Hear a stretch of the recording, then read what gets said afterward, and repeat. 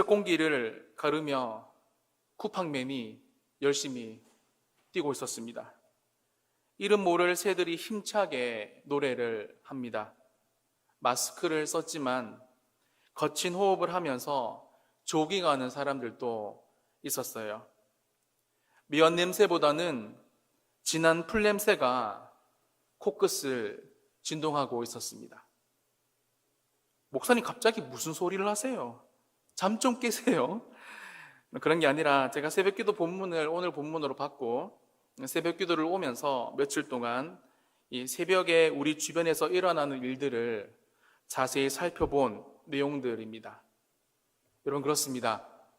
이 새벽은 대낮에는 볼 수 없는 그리고 느낄 수 없는 것들을 경험하는 시간이다라는 거예요. 그런데 여러분, 이 새벽 시간은 자연 만물만 새롭게 숨쉬는 시간이 아니라 우리 인간에게도 새로운 활력을 불어넣는 시간이기도 합니다. 김유진 씨가 쓴 나의 하루는 4시 30분에 시작된다라는 책에 보면요, 이런 말이 나옵니다. 자면서 꿈을 꾸기보다 새벽에 일어나 꿈을 이루려고 노력한다. 오늘 본문에 나오는 한 남자도 새벽 아직도 밝기 전에 그분의 꿈을 이루기 위해서 벌써 일어나 계셨습니다.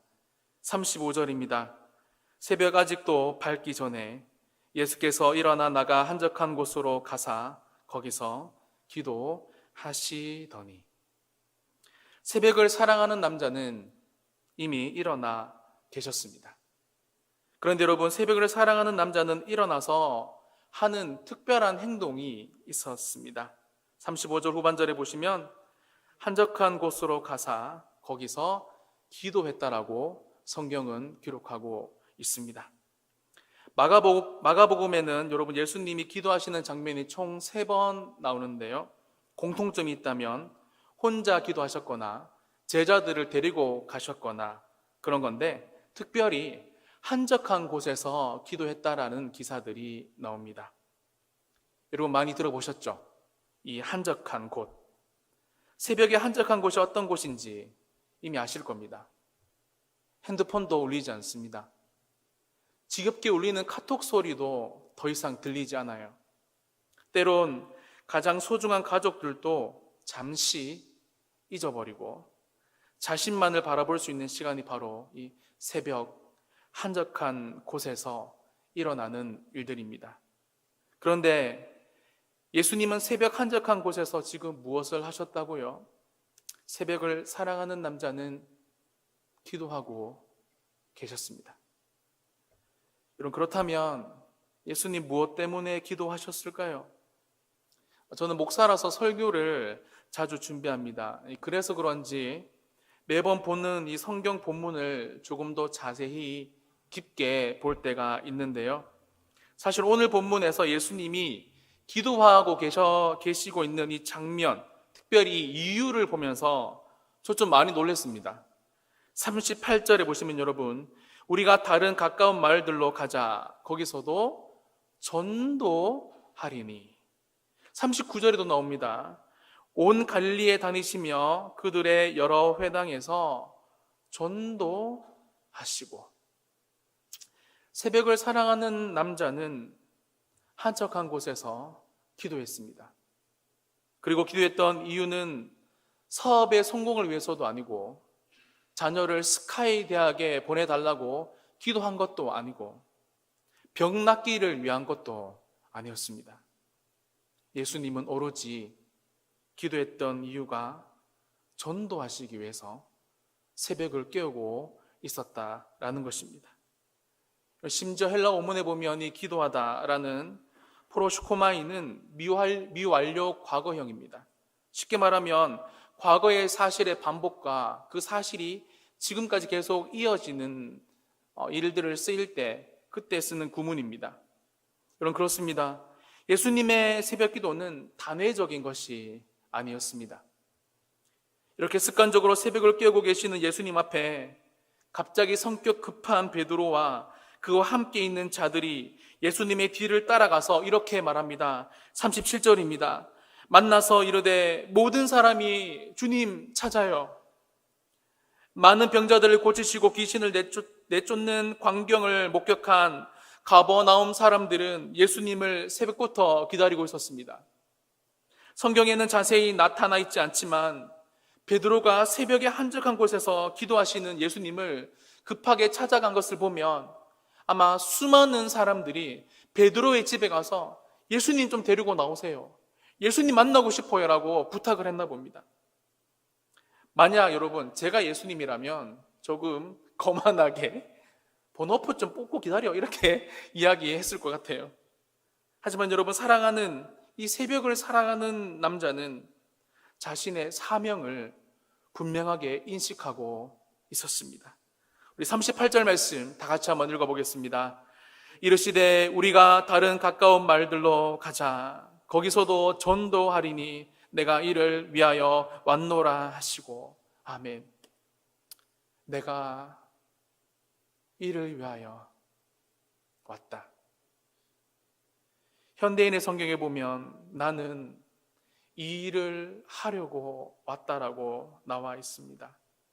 사랑하는 여러분, 이 새벽 기도는 저와 여러분, 우리의 사명을 분명하게 하는 시간입니다. 여러분이 왜 사업을 하고 계시는지, 여러분이 왜 자녀를 양육하고 계시는지, 내가 오늘 왜 살아가야 하는지 분명하게 하는 시간이 바로 여러분이 새벽 기도의 시간. 이 한적한 곳, 서울시 양천구 신정동 13길 20일 이 한성교회 본당과 여러분 온라인으로 진행되는 유튜브 앞에서 시작되는 시간, 그것이 바로 이 새벽 기도의 의미다라는 것입니다. 말씀을 마무리합니다. 기도의 아버지 E.M. 바운즈는 이런 유명한 말을 했습니다. 새벽 기도한 사람치고 잘못된 사람이 없고 세계적으로 위대한 일을 했던 인물들은 새벽 기도의 사람이었다. 여러분, 또한 5만 번 기도 응답을 받았던 우리가 너무 잘 아는 지오지 밀러도 이런 말을 했습니다. 뇌신경병으로 새벽 기도가 건강에 나쁘다는 의사의 진단을 받았지만 새벽 기도를 포기할 수 없었다. 그러자 오히려 뇌신경이 회복되고 건강해졌다. 저도 목사로서 여러분 정말 부끄러운 고백이지만 새벽 기도 여전히 힘듭니다. 부담이 돼요. 때로는 의무감 때문에 나올 때도 많습니다. 심지어 정신을 차리니까, 여러분 진짜 눈을 뜨니까 본당에 앉아 있을 때도 많습니다. 이만큼 여러분 우리의 일상에서 새벽 기도는 쉽지만은 않는 것 같아요. 예수님처럼 새벽을 사랑하는 남자가 되기 꽤 힘들더라고요. 사랑하는 여러분, 그럼에도 불구하고 이 새벽 기도 중요합니다. 왜냐하면 새벽 기도는 우리의 부르심을, 저와 여러분의 사명을, 오늘 우리가 살아갈 분명한 이유와 목적을 발견할 수 있는 어떻게 보면 유일한 그리고 복된 시간이 바로 이 새벽 시간이다라는 것입니다. 특별히 코로나 때문에 힘들어하고 우울해하며 점차 정체성을 잃어가고 있는,